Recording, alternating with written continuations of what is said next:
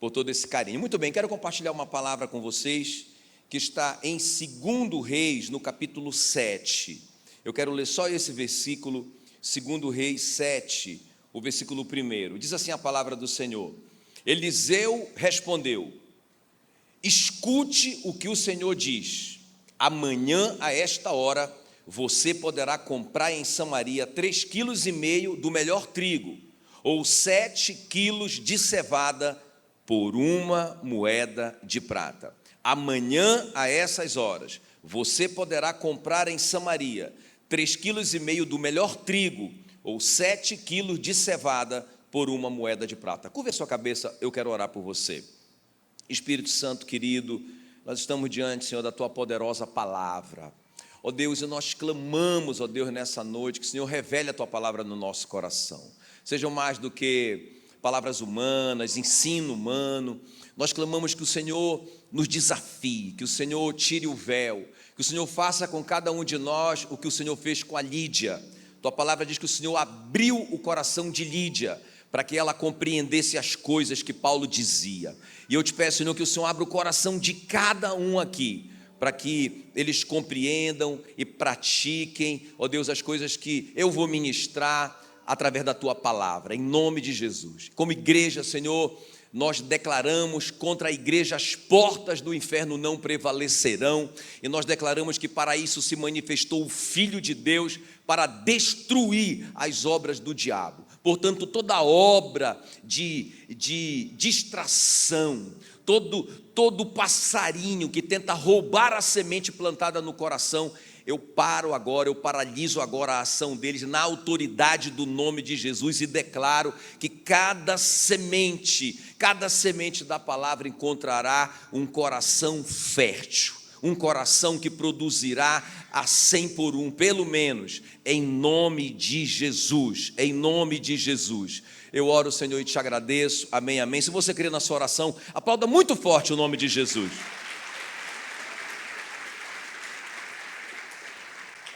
Muito bem, então eu gosto de pregar uma palavra assim que passou por mim, né? Uma palavra que mexeu comigo, sabe aquele remédio, né, que você toma, que acaba sendo amargo, mas você sabe que ele está curando você, né? Então essa palavra passou por mim, e eu posso te receitar essa palavra, né? Porque ela funcionou para mim, ela vai funcionar para você. Então eu estou pregando uma palavra para mim, não é? Claro, eu tive essa experiência com essa palavra, e eu quero que você receba essa palavra de coração, ok? Então eu me identifico muito com essa palavra. Então vamos, só para a gente entender o que está acontecendo aqui. Então era um tempo de apostasia do povo de Deus, né? Eles abandonaram mesmo o Senhor, sabe, deixaram o Senhor, adoraram outros deuses, um tempo muito difícil. Aqui, a história aqui envolve o rei Jorão, que foi um dos piores reis de Israel. Ele é filho do Acabe com a Jezabel, né? Pensa também com os pais desse, né?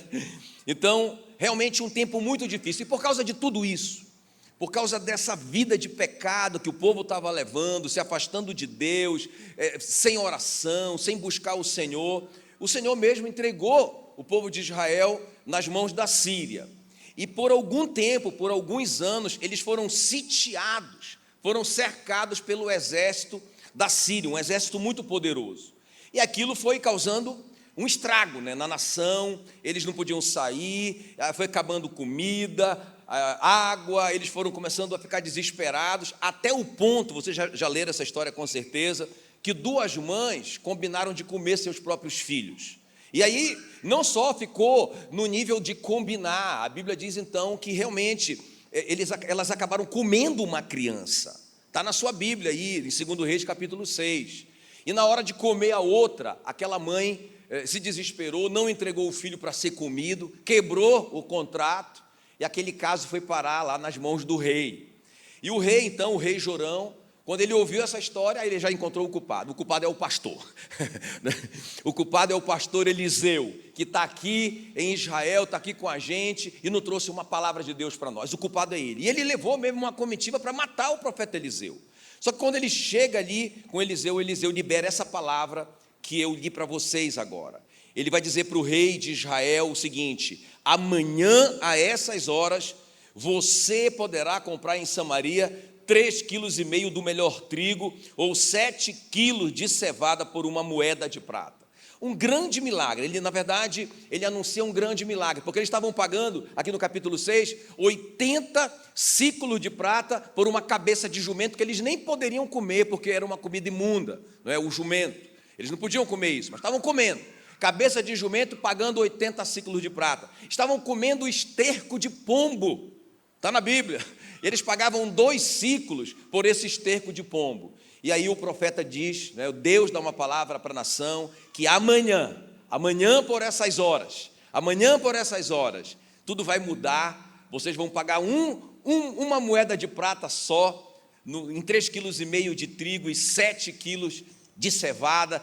Tudo vai mudar, a história vai mudar, não é? Então aí nós vemos que o capitão da guarda, que era como se fosse o ministro da defesa, já pula e já diz, ainda que o Senhor fizesse janelas nos céus, isso não poderia acontecer. Ou seja, ele já se posiciona, isso não tem como acontecer, não tem como mudar a nossa história da noite para o dia. Isso é impossível, não é? E aí, inclusive, no final nós vamos ver esse cara, é o único que não, ele vê a bênção chegar, mas é o único que não come dela. É a recompensa da incredulidade.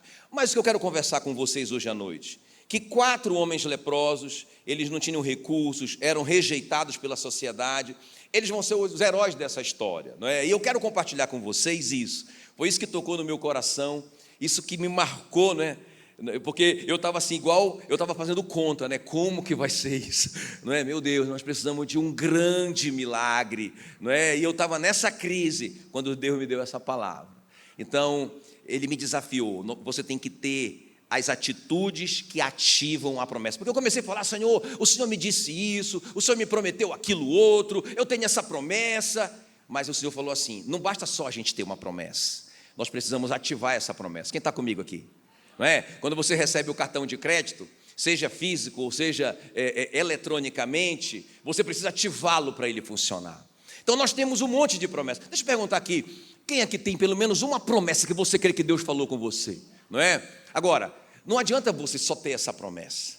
Assim que eu estava naquele dia que eu li essa palavra, nós precisamos ativá-la, nós precisamos fazer algo para ela funcionar na nossa vida. Amém, queridos? É sobre isso que eu quero conversar com vocês, inclusive esse é o meu tema, atitudes que ativam a promessa. Quem está pronto? Amém? Então eu quero compartilhar essas 3 atitudes desses leprosos, muito simples, muito fácil de compreender, e fácil da gente colocar em prática. Não tem nada difícil aqui, amém, queridos? Não tem nada impossível aqui. Então a primeira coisa aqui, como eu te falei, Deus falou tanto no meu coração, naquele dia assim, foi uma santa surra do papai, para o meu bem, né? Porque a primeira coisa que eu aprendi com esses leprosos, é que eu precisava acreditar, crer na palavra que Deus me deu, crer na promessa. Né? Isso parece, se eu perguntasse aqui, quem crê na palavra de Deus? Todo mundo daria um grito e diria, eu! Mas irmãos, eu vou te mostrar como que isso é sutil. Como que isso é sutil? Não basta a gente falar que acredita. Eu estou falando de atitudes. Às vezes as nossas palavras dizem uma coisa, e o nosso comportamento, a nossa atitude, fala outra completamente diferente. Não é? Eu digo que palavras são anões, testemunhos são gigantes. Não é? Eu digo que palavras falam, mas atitudes gritam. Amém, queridos? Então, a primeira coisa aqui que eu vi na vida desses leprosos, que me ensinaram, é crer na palavra que Deus deu, crer na promessa que Deus deu. Vamos ver, de uma forma prática. Então, olha só o que diz 2 Reis 7:3. 4 homens leprosos estavam à entrada da porta, os quais disseram uns aos outros, para que estaremos nós aqui sentados até morrermos? Se dissermos, entremos na cidade, há fome na cidade, e morreremos lá. Se ficarmos sentados aqui, também morreremos. Vamos, pois, agora, e demos conosco no arraial dos Círios. Se nos deixarem viver, viveremos. Se nos matarem, tão somente morreremos. Não é? Então, eles estão do lado de fora, porque o leproso não podia conviver com a sociedade. Eles viviam do lado de fora, nos leprosários, viviam lá fora. Se um leproso precisasse entrar na cidade pela lei, ele teria que gritar. Quem lembra disso? Ele teria que entrar gritando, ele era obrigado a se vestir de panos de trapos, e ele tinha que gritar, imundo, imundo, para ninguém se aproximar dele. Pensa a humilhação que essas pessoas viviam.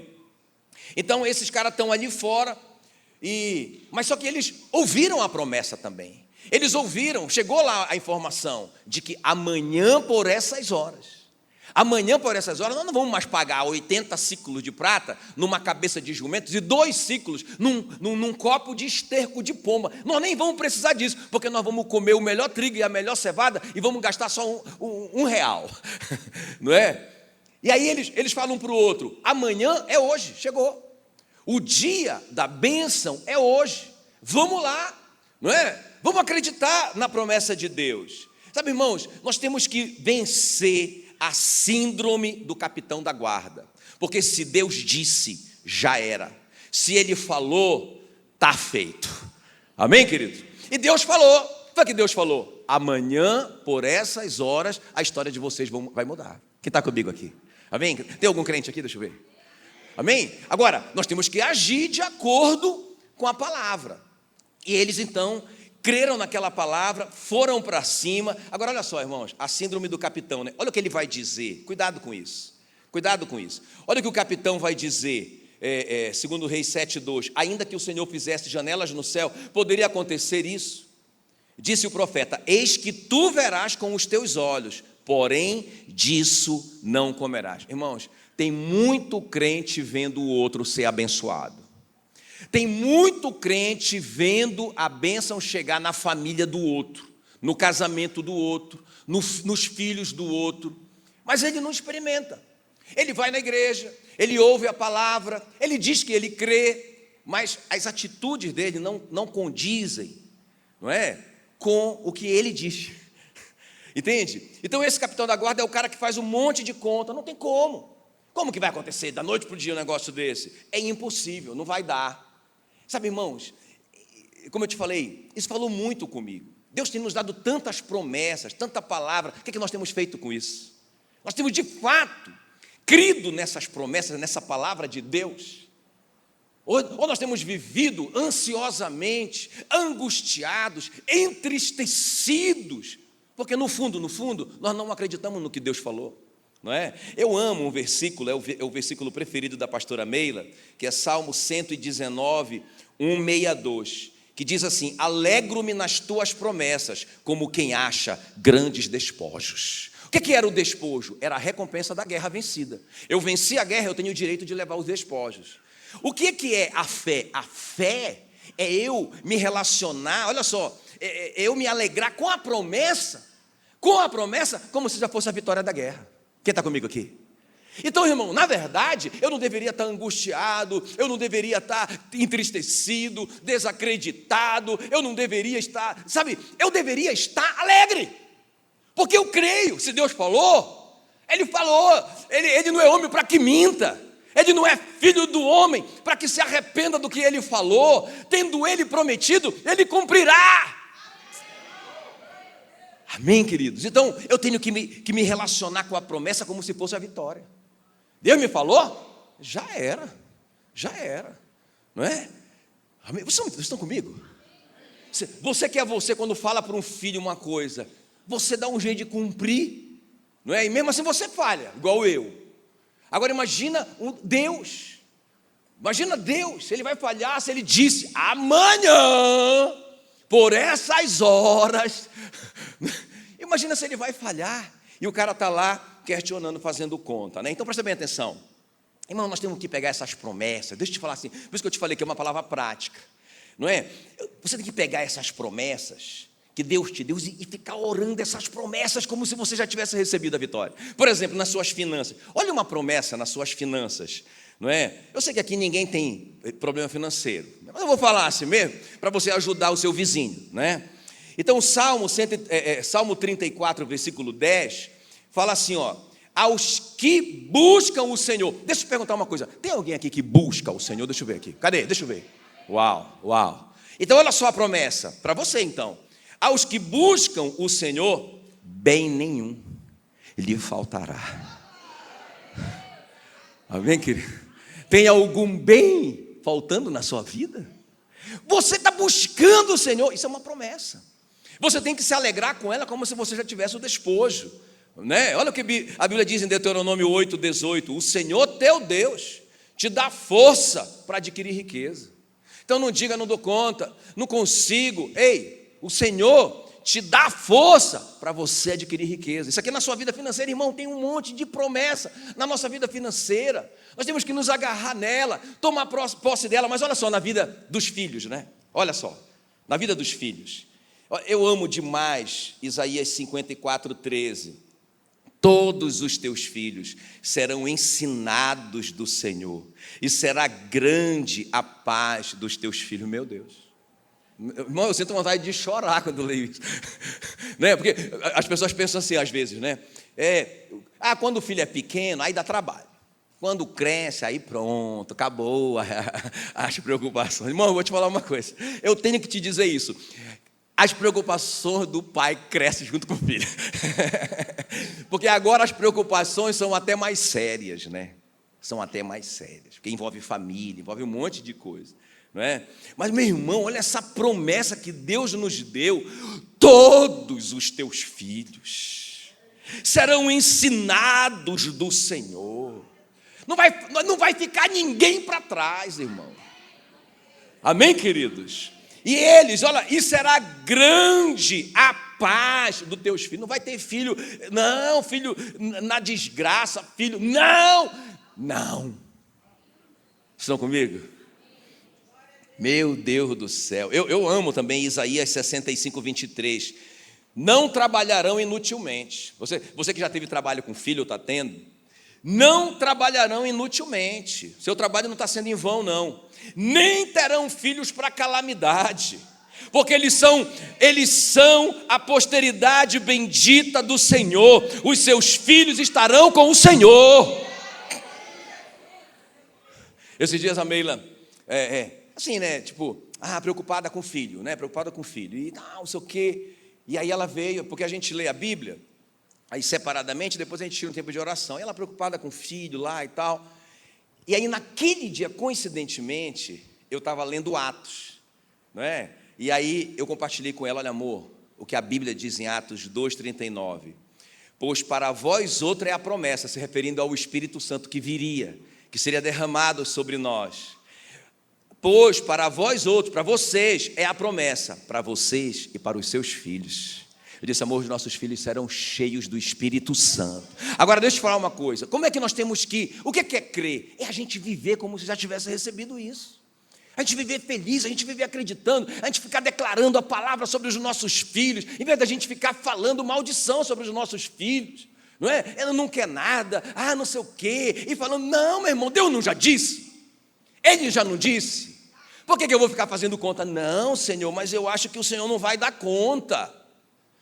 Lembra quando Deus falou para o Moisés: deixa eu te falar uma coisa, porque o Moisés reclamando: Senhor, é porque o Senhor me deu esse teu povo, né?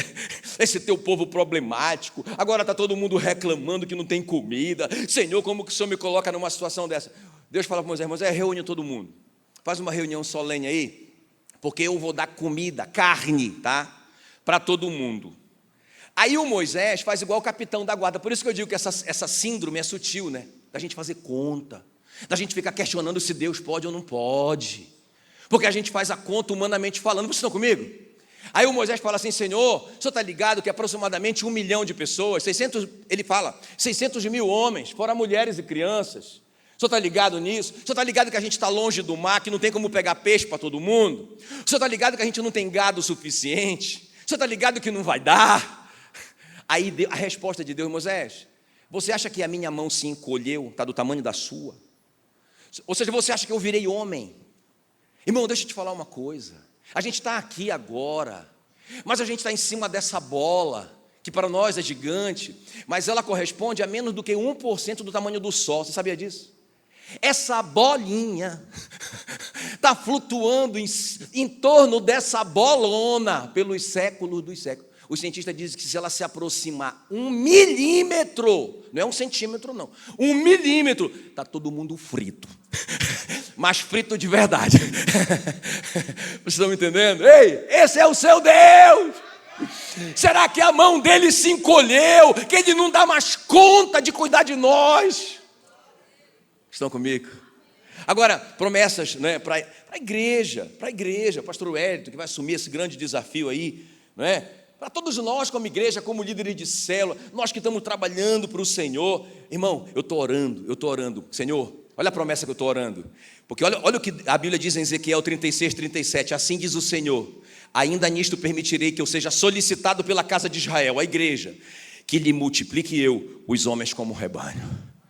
Eu estou orando, Senhor, multiplica a Paz Church Paraná, a Paz Church Tocantins, como um rebanho de santos. O que o pastor Eibe falou, 20%, o rebanho multiplica pelo menos um, né? Pelo menos um, um multiplica um, né? Então é 100%, meu irmão. A gente tem base para orar. Bora orar por essa multiplicação, por essa promessa. Vamos olhar para a igreja. Ah, pastor, mas espera aí, se a gente crescer, vai precisar de muitos trabalhadores. Tem outra promessa. A seara é grande, mas os trabalhadores são poucos. Orem ao trabalhador, orem ao Senhor da seara, que mande mais trabalhadores para a sua seara. Senhor, multiplica os homens como rebanho, mas manda a gente para trabalhar. Aleluia! Ou faz esses que só ficam sentados no banco trabalharem, que não é o seu caso, amém? Aí, mas Senhor, muita gente, um rebanho de santos, com muita gente trabalhando. Onde que a gente vai colocar todo esse povo? Precisa de grana, e tem um monte de promessa para isso. A Bíblia diz em 1 Coríntios 9, 7, quem vai à guerra à sua própria custa? Ei, o general te convocou para a guerra, ele te enviou para a guerra, ele vai te dar o equipamento, ele vai te dar as armas, ele vai te dar o tanque de guerra, ele vai te dar o avião, ele vai te dar os recursos, ele vai te dar o foguete, meu irmão. Estão comigo? É um monte de promessa. Aí eu falo assim, Senhor, mas peraí, beleza, eu já estou com um monte de gente. O Senhor multiplicou os homens como rebanho. O Senhor mandou trabalhadores para a seara. O Senhor mandou os recursos financeiros. Mas eu preciso de poder do Espírito Santo. Eu preciso do poder do Espírito Santo. Mas a Bíblia diz, ora, se vocês, seus maus, sabem dar boas dádivas aos vossos filhos, quanto mais o Pai Celestial dará o Espírito Santo àqueles que lhe pedirem. Meu irmão, eu ficaria a noite toda nesse primeiro ponto aqui. É muita promessa. Agora a questão que eu estou te falando, não adianta você ter um monte de promessa e não ativar a promessa. Então você tem que crer na promessa, você tem que viver como se ela já estivesse na sua conta. Amém, queridos? Então essa é a primeira coisa. Como é que eu ativo uma promessa? Crendo na promessa. Não é diferente do capitão da guarda. Amém? Ah, não vai dar. Vai dar sim. Ei, cutuca esse crente está aí, diga assim, vai dar sim. Diga, já deu. Amém? Já deu, meu irmão. Já deu. Já deu. Deixa eu falar uma coisa. Nós, né, aqui nós estamos dando um salto, né, para o Amor e Ação. Não vou entrar em detalhe, porque eu vou deixar o pastor Willy comunicar para vocês. Um grande salto. Essa igreja vai ficar muito forte aqui no Amor e Ação, né? Ela já vai começar em pouco, eu também não vou falar detalhes, mas ela vai começar agora, em pouco tempo, uma nova igreja. Diga glória a Deus. Vamos abrir, né, um núcleo da Paz Church aqui. Já está tudo certo, o prédio já está, né, negociado, já está tudo certo. Meu irmão, aleluia, eu estou todo arrepiado, glória a Deus. Amém? Já deu certo. E lá em Curitiba também. Já deu. Vou ficar fazendo conta, né? Ah, mas eu estou pagando 80 ciclos numa cabeça de jumento. Eu nem como jumento, aleluia. Quanto mais esterco. Já deu. Tá bom, vamos avançar. A segunda coisa que eu vejo aqui na vida desses leprosos, grita aí, ação. Então eles creem na palavra que Deus liberou. Deus liberou uma palavra, eles vão crer nessa palavra.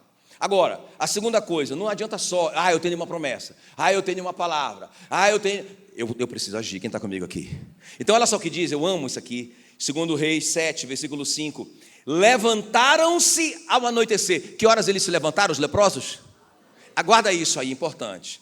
Levantaram-se ao anoitecer para se dirigirem ao arraial dos Sírios. Lembra que eles falaram um para o outro, rapaz, se a gente ficar aqui, a gente vai morrer. Se a gente entrar, tem fome lá dentro, a gente vai morrer também. Meu irmão, vamos lá encarar o negócio. Se der certo, Deus, se não der, a gente morre também do mesmo jeito. Vamos lá, temos uma promessa, não temos? O profeta não disse que amanhã, por essas horas, amanhã chegou. Vamos lá. Beleza, eles agem. Agora, então, eles se levantam ao anoitecer. Aí eles se dirigem ao arraial do Sírio. Tendo ele chegado lá, olha o que vai acontecer. Tendo chegado à entrada do arraial, eis que não havia lá ninguém. Uau! O arraial do Sírio deserto. Um monte de ouro, de prata, de roupa, de animais, de comida, muita coisa. O que aconteceu? O versículo 6 explica: porque o Senhor fizera ouvir no arraial dos sírios ruído de carros e de cavalos, e o ruído de um grande exército, de maneira que disseram os sírios uns aos outros: eis que o rei de Israel alugou contra nós os reis dos heteus e os reis dos egípcios para virem contra nós, pelo que se levantaram e fugiram ao anoitecer. Que hora que os leprosos se levantaram? Que hora que os sírios se levantaram para fugir? Ao anoitecer. Ei, deixa eu te falar uma coisa. Eles deixaram as suas tendas, os seus cavalos, os seus jumentos, o arraial como estava e fugiram para salvar a sua vida. Irmão, deixa eu te falar uma coisa. Nós precisamos agir. Eu digo assim, olha, que quando você se move, Deus se envolve. Ah, não está muito difícil. Ah, meu Deus. E você fica parado lá. Ah, porque eu tenho uma promessa. Vai acontecer. Irmão, você tem que partir para cima. Você tem que colocar o pé na água, né? Esse princípio está na Bíblia de Gênesis e Apocalipse. Você lembra quando Deus falou para eles atravessarem o Jordão para conquistarem Canaã? Qual foi a ordem para o Josué? Josué, quando o primeiro sacerdote tocar nas águas do Jordão, o Jordão vai parar e vocês vão atravessar a pé enxuto. A pergunta era: por que não para antes para a gente ver, abrir, aí a gente vai de boa? Por que eu vou mobilizar todo esse povo, mais de 1 milhão de pessoas? Pensa, mobilizar tudo isso para a gente fazer uma marcha desse tamanho, para chegar lá e se não der certo? Isso não é fé. O Josué disse: beleza, chefe, está na mão, vamos lá. Reuniu todo mundo, deu o comando, explicou como deveria acontecer, passo a passo como Deus disse, e quando o primeiro sacerdote colocou o pé na água, o Jordão se abriu. Amém, queridos? É ação. Isso funciona. Eu tenho uma história que eu amo. Esses dias eu vi um detalhe nela que eu não tinha visto ainda. Porque quando o Elias estava lá em Querite, porque Deus mandou ele para lá e sustentava ele, mandando os corvos, levavam pão para o profeta Elias. E ele tomava água do ribeiro. O ribeiro secou. E ele ficou reclamando lá, chorando lá: Senhor, ribeiro e tal. E Deus fala para ele assim: Elias, por que você está fazendo? O que você está fazendo aí, rapaz? O ribeiro secou, vaza, meu irmão. Né? Mas ele fala uma coisa, um detalhe importante. Ele diz assim: olha, vai para Serepta, porque eu ordenei a uma viúva que te sustentasse. Ou seja, Deus tinha dado uma palavra para a viúva lá. Isso que eu não tinha observado ainda. E deu uma palavra para o Elias: vai para Serepta, porque eu ordenei para uma viúva te sustentar. Claro que na cabeça do Elias ele está pensando numa viúva rica, óbvio, não é? Quando ele chega lá, que ele vê que a situação da viúva é pior do que a dele, coitado, ele não tem coragem de pedir pão, mas ele fala assim: irmã, dá para a senhora me arrumar um pouquinho de água? Né? Ela diz: não, beleza, a água eu tenho. E dá água para ele. Ele cria coragem e diz: a senhora não aproveitava e me dava um pedaço de pão? Aí ela diz: olha, tão certo como vive o Senhor e vive a sua alma, eu só tenho um pouquinho de farinha e um pouquinho de azeite. Eu vou preparar um bolinho para comer, eu com o meu filho. E acabou tudo. Aí o Elias, irmão, cheio, aí ele é possuído pelo Espírito Santo. Aí ele diz: então faça o que a senhora disse. Como é que eu ativo uma promessa? Fé na promessa e ação. Precisava a viúva, ela não recebeu uma promessa. Qual a promessa que ela recebeu? Você vai sustentar o profeta. Você vai sustentar. Irmão, isso é uma promessa maravilhosa. Porque não tem nada para eu comer. E o Senhor está dizendo que eu vou sustentar o profeta. Então vai acontecer um grande milagre na minha vida. Ela tem essa palavra, ela tem essa profecia, mas ela precisava ativá-la pela ação. E o profeta diz para ela: faça o que a senhora diz. Faça o bolinho, mas o primeiro bolinho vai ser o bolinho de Deus. A senhora vai trazer ele para mim. Está ligada? Ela faz o bolinho e traz para o profeta antes do filho comer. Pensa, o filhinho com fome, irmãos.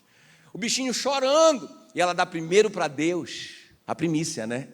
E aí, quando ele come, eu imagino que o Elias comeu aquele bolinho chorando. Eu vou fazer essa pergunta para ele quando eu for para o céu. E ele come aquele bolinho. E a Bíblia diz que a farinha da panela nunca mais acabou, e o óleo da botija nunca mais faltou, até que viesse a chuva sobre Israel. Isso demorou 3 anos e meio, aquela mulher pobre sustentando o profeta de Deus. Temos que, sabe, isso no Novo Testamento é cheio. Jesus vai fazer o milagre dos pães, mas ele manda os discípulos ir distribuir. Jesus poderia mandar chover pão, como foi o Moisés lá no deserto, não é? Senhor, manda pão, aí cai um monte de pão sobre todo mundo. Não, ele pegou aquele pão, repartiu, colocou um pedaço em cada cesto, um pedaço do peixe em cada cesto. Ele falou, ação agora, vamos, olha a promessa, vamos alimentar toda essa gente. Pegaram a promessa? Isso é uma promessa. Quantos homens tem? Tem 5.000 homens, chefe, fora mulheres e crianças. Jesus sabia. Então vão, alimenta todo mundo aí. E lá vai eles, apavorados, cada um com um pedacinho de pão e um pedacinho de peixe. Mas eles agiram. O cara pegava um pedaço de pão dele, pegava um pedaço de peixe, eles olhavam para dentro e estava do mesmo jeito. E eles foram dando, e foram se empolgando, e foram dando para todo mundo. No final, sobraram 12 cestos, diferentes do que foram. Foram 12 cestos com pedacinhos de pães e de cestos. Voltaram 12 cestos cheios. Quem está comigo aqui? Diga, crê na promessa. Diga, agir pela fé. Multiplicação transformação da água em vinho, lembra? Peguem a água, encham a talha de água. Eu não estou me entendendo nada, porque é vinho que está faltando. Tá. Agora peguem isso aí e levem para o provador. Não é? Como é que chama o cara do vinho? Não, é mais na nossa cultura tem um. É esse cara aí mesmo. É esse homem difícil. Leva para ele provar. Ação. Os caras levam água. Eles levam água, porque eles pegaram a água. Quando eles pegaram, eles viram que era água. Quando eles colocaram na taça, eles viram que era água. Quando eles levaram para o sommelier, o cara toma, e diz, uau, o melhor vinho, vocês deixaram para o final, que é isso? E os caras correram lá, na água, meu Deus, é vinho. Quando que aconteceu? Quando que a promessa se cumpriu? Quando eles agiram. Tirem a pedra, já está morto há 4 dias. Olha a promessa, não é? Olha a promessa, Jesus orando, Senhor, eu sei que tu sempre me ouves. Ele está lá fora, o Lázaro não apareceu ainda, e ele já está orando, agradecendo a bênção antes de receber. Obrigado, uau, obrigado papai, o Senhor é top. Obrigado, valeu. Porque o Senhor sempre me ouve. Eu sei que tu me ouviste passado. Aí ele diz, tirem a pedra. Tirem a ação. Os caras ficam se olhando. 4 dias, Senhor, vai fazer vergonha aqui, né? Tirem a pedra. Ação de fé. Já deu tudo certo. Tirem a pedra. Os caras removem a pedra e ele grita, Lázaro, vem para fora. Lá vem o Lázaro. Uau. O que é que está faltando para ativar essa promessa na sua vida e na minha? Lembra que eu falei que essa palavra foi para mim? A gente crê na promessa como já tivesse recebido. E a gente agir em fé, meu irmão. Eu já comecei a obra lá. Já tem meses que eu contratei engenheiro. Até tem uma arquiteta daqui, né? A arquiteta daqui. A Jéssica. A Jéssica está por aí? Cadê ela? A Jéssica. Não está, né? Não está. Já colocamos na prefeitura. E tá lá como se eu fosse fazer amanhã. E vou mesmo. Está entendendo? Tá, deixa eu terminar. A última coisa que eu vejo aqui, eu vou terminar com isso aqui. Como é que eu ativo uma promessa mesmo? Crendo na palavra de Deus, na promessa. E a segunda coisa? Agindo em fé. Agora, a terceira e última coisa que eu vejo na vida desses caras, e a gente precisa praticar isso. Como que eu ativo uma promessa? Grita bem forte aí, generosidade. Grita mais forte agora. Olha o que diz aí 2 Reis 7:8. Chegando, pois, aqueles leprosos à entrada do arraial, entraram numa tenda, e comeram e beberam, e tomaram dali prata, ouro, vestes, e se foram, e se esconderam. Voltaram, entraram em outra tenda, e dali também tomaram alguma coisa, esconderam. Então disseram uns aos outros: não fazemos bem. Uau! Irmão, amo demais essa história. Não fazemos bem, está errado. Ele fala assim: este dia é dia de boas novas. Uau! Não fazemos bem, este dia é dia de boas novas, e nós nos calamos. Se esperarmos até a luz da manhã, seremos tidos por culpados. Agora, pois, vamos e anunciemos a casa do rei. Eu quero só que vocês considerem uma coisa. Esses caras, lembram? Foram banidos da sociedade. Comiam o pão que o diabo amassou, quando tinha pão. Irmãos, viviam do lado de fora. Se eles precisassem entrar, eles tinham que gritar: imundo, imundo. Pensa na vida humilhante que esses caras viveram. Não é? Era um povo odiado, um povo considerado assim, amaldiçoado. Amaldiçoado, a maldição caiu sobre você, miserável. Agora esses caras descobrem a fonte da riqueza. Uau! Pensa eles conversando: será que a gente não abre a nossa própria cidade? Esses caras nunca vão vir aqui, eles nunca vão saber o que está acontecendo aqui, eles estão morrendo de medo, eles vão morrer de fome lá, mas eles não saem de lá. Eles não acreditam na promessa, tampouco eles vão agir em fé, eles vão ficar lá. Vamos fazer a nossa cidade? A gente come até acabar esse negócio aqui, moço. A gente tem cavalo, a gente tem camelo, a gente tem comida, a gente tem roupa. Nunca mais a gente vai vestir um trapo na vida. Tamo milionário, aleluia. Eu não sei quanto tempo eles passaram lá, quantos dias eles passaram lá. O fato é, irmãos, que eles dizem um para o outro: gente, nós temos que compartilhar. Sabe, em vez de se vingarem, né, eles vão ter misericórdia do povo. Bem-aventurados misericordiosos, porque alcançarão misericórdia. Irmão, deixa eu te falar uma coisa. Essa é a lei da semeadura.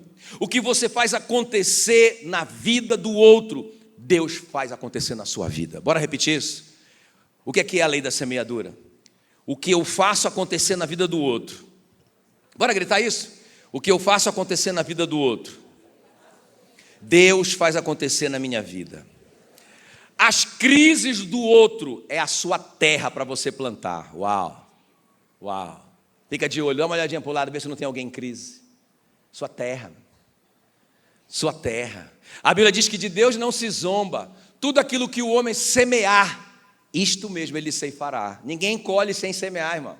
Quem está comigo aqui? Amém? Agora, você vê, né, a Ruth. O que a Ruth semeou na vida da Noemi? Lembra quando a Noemi resolveu voltar para Israel? Ela estava velha. A mulher não podia trabalhar, ela só podia ajuntar o resto das colheitas. Ou seja, ela só podia mendigar o pão. Então, a Noemi, velhinha, fala para as noras que perderam os filhos. Elas estão viúvas também, igual a Noemi. Ela diz assim: vocês podem voltar, vocês podem ficar aqui em Moabe. Eu vou embora para a minha terra. Eu estou liberando vocês para vocês casarem de novo e ter uma nova vida. Voltem para a casa dos pais de vocês. A órfã, na hora, vocês sabem, deu um beijinho na Noemi e vazou. Mas a Ruth diz, olha, ela diz: onde a senhora for, eu irei. Aonde a senhora pousar, ali pousarei eu. O seu povo é o meu povo. O seu Deus é o meu Deus. Olha, que Deus me castigue se outra coisa que não for a morte me separar da senhora. Irmãos, ela foi com aquela velhinha, que não tinha nada para dar para ela.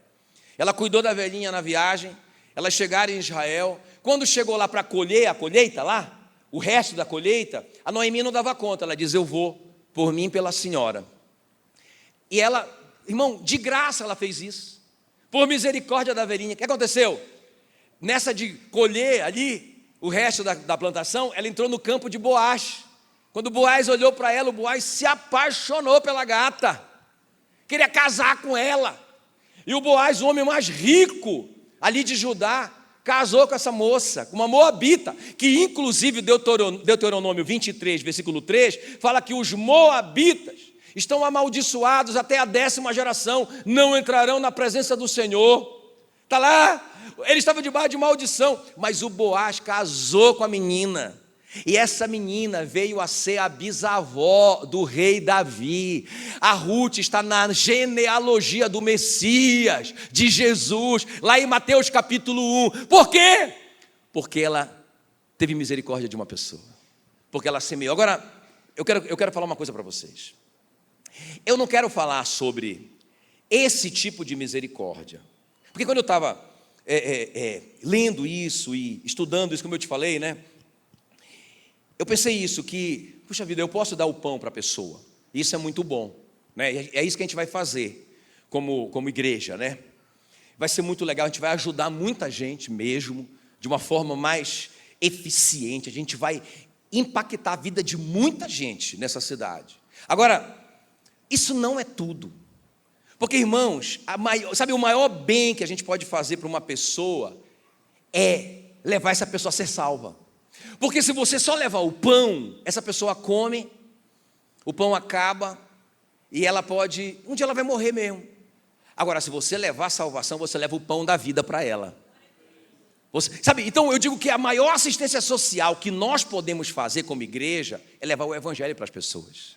Eu digo que o pão, a roupa, não é, o que a gente vai fazer vai ser só uma isca para essas pessoas se aproximarem e a gente levar Jesus para elas. Quem está comigo? Então, é isso aqui, é sobre isso essa história. Porque, irmãos, é muito interessante o que acontece com esses caras. Né? Porque olha o que diz Romanos 10:13. Todo aquele que... Coloca aí para mim. 10:13. Todo aquele que invocar o nome do Senhor será salvo. Como, porém, invocarão aquele em quem não ouviram, em quem não creram? E como crerão naquele de quem nada ouviram? E como ouvirão se não há quem pregue? Então a maior tragédia não é morrer de fome, é morrer sem salvação. Estão comigo? Vocês concordam comigo? Porque, irmãos, é vida eterna com Deus, ou vida eterna num lugar que o fogo não apaga e o verme nunca morre. Né? Ah, pastor, que coisa terrível falar de inferno. Irmão, quem mais falou sobre inferno na Bíblia foi Jesus, sabia? Disparadamente. E ninguém amou mais do que ele. Ok? Isso é real. Eu preciso te falar. Amém? Quem crê e for batizado será salvo. Quem não crê já está condenado. Eu preciso te falar isso. Agora, é justamente sobre isso essa história. Eu quero terminar com isso. Porque esses caras, irmãos, eles recebem a vida abundante, os leprosos, de graça. Eles tropeçam na vida abundante. Eles estão lá vivendo a vida miserável deles, condenados à morte. E eles, pela graça, encontram, vamos colocar assim, a salvação, a vida abundante, a fartura de tudo. Uau! Ei, essa é a sua história. Olha para mim. Essa é a sua história e a minha. Nós estávamos miseráveis, leprosos. Estávamos separados de Deus, a Bíblia diz, por causa do nosso pecado. O nosso pecado faz separação entre nós e Deus. Estávamos do lado de fora do arraial de Deus. E aí, irmãos, nós saímos e tropeçamos na graça, tropeçamos na salvação, tropeçamos na bênção e nos fartamos dela. Mas o que nós vamos fazer com isso? Nós vamos nos calar? É isso? Vira para esse leproso, vira para essa pessoa que está aí do seu lado e diga: o que você vai fazer com a graça? Então veja bem, um leproso fala para o outro: está errado o que nós estamos fazendo, não é certo, nós não podemos deixar para amanhã, nós temos que ir lá hoje, hoje é dia de boas novas, eles dizem, hoje é dia, a palavra evangelion, no grego, é boas novas. Ei, eu tenho uma boa notícia para você, e você tem uma boa notícia para alguém. O que você está fazendo com essa graça que te alcançou? Amém, queridos? Então os leprosos dizem: não importa se essa pessoa não merece, não importa se ela me fez mal, se eu não falar para ela, ela vai para o inferno eterno, ela vai perecer, vamos voltar lá. Não, mas eles nos colocaram para fora, não importa, vamos contar para eles, vamos anunciar as boas novas para eles. Vocês estão me acompanhando? Aí eles chegam lá, barriguinha cheia, porque eu acho que eles passaram um tempão lá, né? Só. Agora eles chegam lá, cavalão novo, carro novo, é assim a vida do crente, aleluia. Chegaram lá no cavalão top das galáxias, cavalão de raça, roupas, umas roupas muito top. Eu creio até que esses caras foram até curados. Isso é o que eu estou falando, por conta própria. Rapaz, os caras chegam lá e ninguém conhece ele. O cara que está lá, o atalaia, diz: quem são esses príncipes? Ei, assim que nós nos tornamos, irmão, pela graça, príncipes do Senhor.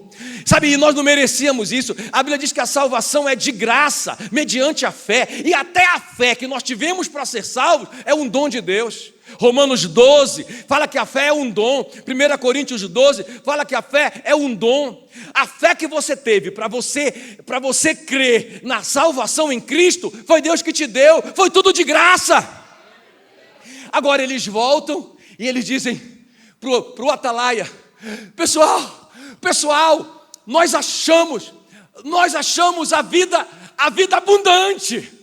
Tem vida abundante no arraial do lado. Vamos lá, todo mundo, vamos lá. Tem comida para todo mundo. Acabou a miséria, pessoal. Vida abundante. Eles estão lá desesperados. Aí os caras lá, ouvindo eles, não é?